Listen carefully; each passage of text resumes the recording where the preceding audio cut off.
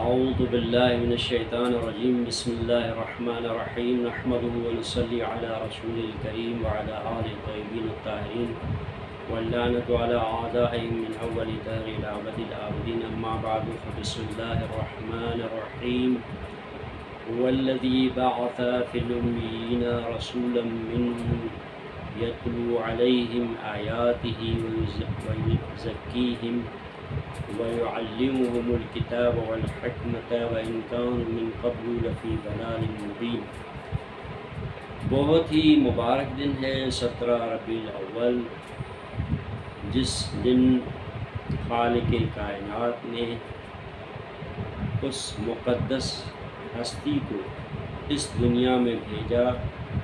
کہ جس مقدس ہستی کی تبلیغ کی ادائیگی کے لیے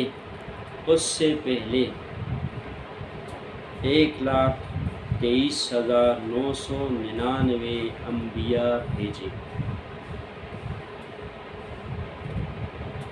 اور جب حضرت کی ولادت ہوئی ہے تو اس وقت اللہ نے چاہا کہ یہ ولادت ایک ایسا واقعہ اور بطور حادثہ رونما ہو کہ جو رہتی دنیا تک یاد بھی رہے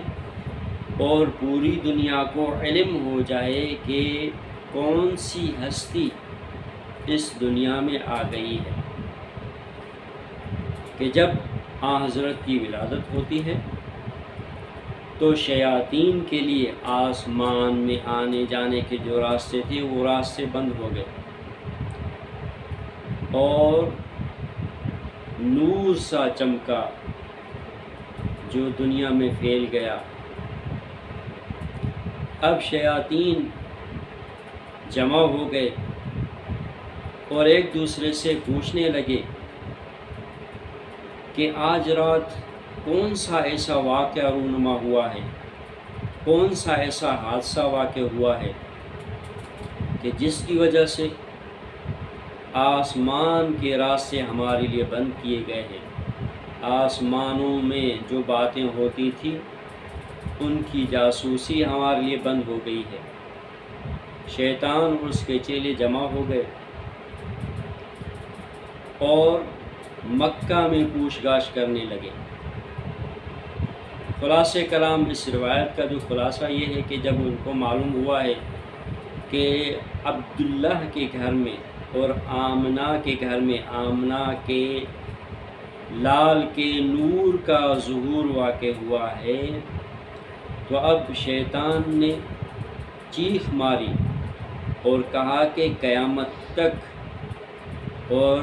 چیخ مارنے کے بعد کہا کہ ایک ایسے بچے کی، ایک ایسے نبی کی ولادت رونما ہوئی ہے کہ اب قیامت تک اس کی امت کو گمراہ کرنا ہمارے لیے ممکن نہیں۔ تو یہ وہ نبی ہے جس کے لیے اللہ نے تمام انبیاء بطور مقدمہ بھیجے۔ یہ وہ نبی ہے کہ جسے خاتم الانبیاء قرار دیا گیا، جسے سید المرسلین قرار دیا، جسے رحمت للعالمین قرار دیا،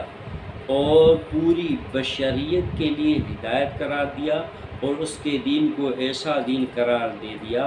کہ جو تمام ادیان کا سردار ہے، جس کے آنے کے بعد سارے ادیان کی شریعتیں کالعدم قرار پائیں، اور اللہ نے یہ اعلان کر دیا الیوم اکملت لکم دینکم واتممت علیکم نعمتی ورضیت لکم الاسلام دینا۔ اب اگر پسندیدہ دین ہے تو وہ اسلام ہے، چونکہ اس شخص اور اس نبی اور اس رسول کی رسالت واقع ہوئی ہے کہ جس کی رسالت سے پورا دین مکمل ہوا۔ اب ہم پورے دین کو، تمام انبیاء کے دینوں کو یکجا کر کے اس دین کو اسلام کا نام دے رہے ہیں۔ والحمدللہ رب العالمین۔